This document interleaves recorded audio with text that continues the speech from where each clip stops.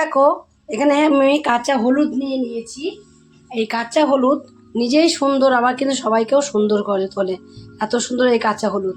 সেই কাঁচা হলুদটা দিয়ে আজকে আমি সুন্দর করে তোলার জন্যে, সুস্থ রাখার জন্যে আজকে আমি কী রেসিপি তৈরি করবো সেটা তোমরা প্রথম থেকে শেষ পর্যন্ত পুরো ভিডিওটাকে দেখতে থাকো। এখানে আমি কটা কাঁচা হলুদ নিয়েছি। এই কাঁচা হলুদটাকে আগে কি করব, এভাবে একটু ছাড়িয়ে নেব। পাতলা খোসাটাকে এভাবে ছাড়িয়ে ফেলে দিতে হবে। এগুলোকে কিন্তু দেখো ছাড়িয়ে নিয়েছি। ছাড়িয়ে এবার এগুলোকে আর কী করবে, এগুলোকে এভাবে ছেঁচে নেবো।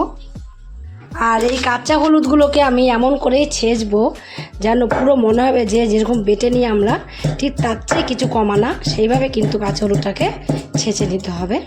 এই কাঁচা হলুদ যদি সকালবেলা বাসি পেটে একটু আখের গুড় দিয়ে তোমরা খাও, দেখবে কতটা এই কাঁচা হলুদের উপকার তোমরা পাবে। গায়ের রঙটাও তো তোমাদের ফিরে যাবে, আবার পেটের কোনো প্রবলেম থাকবে না। অনেকে কিন্তু এখন কিন্তু বেশিরভাগই মানুষের দেখবে পেটে প্রচুর পরিমাণে প্রবলেম থাকে, সেই প্রবলেমটা কিন্তু তোমাদের আর থাকবে না। প্রত্যেক দিন যদি বাসি পেটে অল্প করে একটুখানি হলুদ নেবে, একটুখানি আখের গুড় নিয়ে খেয়ে নেবে, দেখবে শরীর সুস্থ থাকবে, তোমরা ভালো থাকবে। সমস্তগুলো দেখো আমার হলুদগুলোকে একদম পুরো মিহি করে একদম যেরকম বেটে নেয় সেরকম করে কিন্তু আমি এগুলোকে একদম নোড়া দিয়ে একটা ছেঁচে নিয়েছি। ছেঁচে নিয়ে এবার এগুলোকে আমি তুলে নেবো। তুলে একটা বাটির মধ্যে রেখে দেবো কাঁচা হলুদগুলোকে। কত সুন্দর দেখো ছেঁচাটা হয়েছে, সেটাই তোমরা দেখো। ওইদিকে আমি হলুদগুলোকে ছেঁচে এক পাশে রেখে দিচ্ছি। রেখে দিয়ে দেখো গ্যাসে একটা ফ্রাই প্যান বসিয়ে দিয়েছি। ফ্রাই প্যানের মধ্যে আমি কিছুটা তেলও দিয়ে দিয়েছি। কিছুটা তেল দিয়ে তেলটাকেও কিন্তু গরম করে নিয়েছি। তেলটা একটু ভালোভাবে যখনই গরম হয়ে যাবে তখনই এর মধ্যে আমি কি করব, কটা গোটা রসুন দিয়ে দেবো। রসুনটাকে দিয়ে একটু নাড়াচাড়া দিয়ে নেবো আগে। রসুনটাকে দিয়ে নাড়াচাড়া দিয়ে নিয়ে হালকা করে তারপর দিয়ে দেবো এর মধ্যে আমি একটা পেঁয়াজকে কুচিয়ে নিয়েছি। যেহেতু আমি অল্প করে কাঁচা হলুদ নিয়েছি তার জন্য কিন্তু পেঁয়াজটা কিন্তু একদম অল্প করেই নিয়েছি। পেঁয়াজ আর রসুনটাকে একটু ভালো করে ভেজে নেবো, কালার করতে হবে, ভাজতে হবে, একদম যেন পুড়ে না যায় সেইভাবে একটু ভাজতে হবে। একদম পুরো লালচে লালচে না দরকার নেই, একটু হালকা একটু কালার আসলেই হবে। কিন্তু কন্টিনিউ নাড়তে হবে, না নাড়লে কিন্তু পুড়ে যেতে পারে। কোনোটা পুড়ে গেল, কোনোটা হলোই না, তার জন্য একটুখানি পুরোটাকে এইভাবে নাড়তে হবে। একটু হালকা হালকা কালার দেখো চলে এসেছে। যখনই হালকা হালকা কালারটা চলে আসবে তখনই কি করব, এর মধ্যে আমি দিয়ে দেবো অল্প করে একটুখানি লবণ। লবণটাই দেবো, হলুদটা দেবো না। এর মধ্যে হলুদ করে দেওয়ার আলাদা করে কোনো দরকার নেই, তার জন্য হলুদটা যা দিয়ে লবণটা শুধু দেবো। লবণটা দিয়ে এবার আমি যে হলুদগুলোকে বেটে রেখে দিয়েছিলাম সেই হলুদগুলোকে হাতের মধ্যে নিয়ে এভাবে একটু ছড়িয়ে ছড়িয়ে দেবো চারিদিকে। চারিদিকে এভাবে ছড়িয়ে দিতে হবে। হলুদগুলোকে চারিদিকে আমি ছড়িয়ে দিয়েছি। সামান্য একটু এর মধ্যে একটু আমি দেবো জিরের গুঁড়ো, অল্প করেই দেবো জিরের গুঁড়োটা, এর মধ্যে কোনো প্রয়োজন নেই। এইভাবে কিন্তু নাড়তে হবে, আর একটু ভাজা ভাজা ভাজা ভাজা টাইপের হয়ে যাবে খুব সুন্দরভাবে।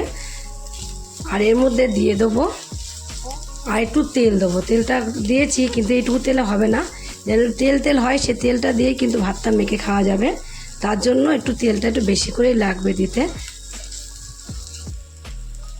পরে তেল দিলে কোনো অসুবিধা হবে না, কেন বলো তো এখনও কিন্তু ভাজা ভাজা টাইপের আসেনি, হয়নি, শুধু রসুন পেঁয়াজটা একটু ভাজা ভাজা হয়েছে, হলুদটা কিন্তু এখনও ভাজা ভাজা হয়নি। এর মধ্যে আমি হলুদ দিলাম না কেন বলো তো, এর মধ্যে হলুদ তো দিয়েছি, তাই জন্য হলুদটা আমি আলাদা করে দিলাম না। এই হলুদটা কিন্তু বেটে নেওয়ার কোনো দরকার নেই, এইভাবে নিলেই কিন্তু খুব সুন্দর আসবে। আর তোমরা যদি মনে করো যে মিহি করে বেটে নেব, তাহলে বেটেও কিন্তু তোমরা এটা নিতে পারো, বেটে নিতেই আমার কোনো কথা নেই। আমি তো বেটে না নিয়ে দেবে, এটাই কিন্তু বেশি খেতে ভালো লাগবে। আর একদমই মনে হবে না যে আর কোনো দানা, এমন করে ছেঁচেছি হলুদটাকে, কোনো কিন্তু দানা দানা ভাব থাকবে না এর মধ্যে, পুরো ভাজা ভাজা টাইপের হয়ে যাবে। মচমচে যেরকম ভাজা হয় সেরকম ভাজা ভাজা টাইপেরই হয়ে যাবে এগুলো। এটা কিন্তু সর্দি কাশির পক্ষে খুবই খুবই উপকার। এটা যদি তৈরি করে তোমরা গরম ভাতের সাথে দাও, সর্দি কাশি কোথা দিয়ে পালিয়ে যাবে তোমরা কিন্তু একটু টের পাবে না যে সর্দি কাশি কোথা দিয়ে পালিয়ে যাবে। লো ফ্লেমে কিন্তু আস্তে আস্তে করে কিন্তু এটা ভাজা ভাজা করতে হবে, নয়তো পুড়ে যাবে। আর যদি লো ফ্লেমে করা যায় না, খুব সুন্দর মচমচে হবে, এত সুন্দর মচমচে হবে তোমাদের কি বলবো, সে তোমাদের বলে বোঝানো যাবে না। তোমরা একদিন যদি বাইরে তৈরি না করে খাও তাহলে তোমরা কিন্তু মোটেই বুঝবে না। অবশ্যই আমার মতন একদিন তৈরি করে খেয়ে দেখবে। আর দেখো এখন কিন্তু আমার একদম পুরোটাই রেডি হয়ে গেছে। কীরকম রেডি হয়ে গেছে দেখো, তোমরা কালারটা দেখলে বুঝতে পারছো যে কত সুন্দর একটা কালার চলে এসেছে আর একদম পুরো রেডি হয়ে গেছে। আর এই তেল রেখেছি কেন বলো, তেল একটু বেশি করে দিয়েছি। এটাকে যে তোমরা এখনই করে আজকের মধ্যেই খেতে হবে এমন কোনো ব্যাপার না। এটা তোমরা ঘরে রেখে দিয়ে প্রতিদিন ভাতের সাথে সবাই মিলে অল্প করে প্রথম ভাতের সাথে কিন্তু খেয়ে নিতে পারো। দেখবে কেমন গা হাত পা ব্যথা কমে যায়। আর যদি বিশ্বাস না হয় তোমরা একদিন করে খেয়ে দেখো। আমার কমপ্লিট হয়ে গেছে, এবার আমি নামিয়ে দেবো। যদি এই রেসিপিটা তৈরি করে খেয়ে তোমাদের কাছে যদি ভালো লাগে, তোমরা যদি ফেসবুক থেকে দেখো ফেসবুকের পেজটি ফলো করে দেবে, যদি ইউটিউব থেকে দেখো ইউটিউবের চ্যানেলটি সাবস্ক্রাইব করে দেবে, পাশে থাকা বেল আইকনটিটা প্রেস করতে ভুলবে না। তাহলে নতুন নতুন রেসিপিগুলো কিন্তু তোমাদের কাছে তাড়াতাড়ি পৌঁছে যাবে। আর আমার চ্যানেলে নতুন বন্ধু হয়ে থাকো, সাবস্ক্রাইব করেনি প্লিজ সাবস্ক্রাইবটা করে দেবে। সবার আগে তোমাদের কাছে নোটিফিকেশন ঢুকে যাবে। ছোট্ট করে লাইক করো, কমেন্ট করো, অনেক অনেক শেয়ার করো। নমস্কার বন্ধুরা, দেখা হবে আবার পরের রেসিপিতে।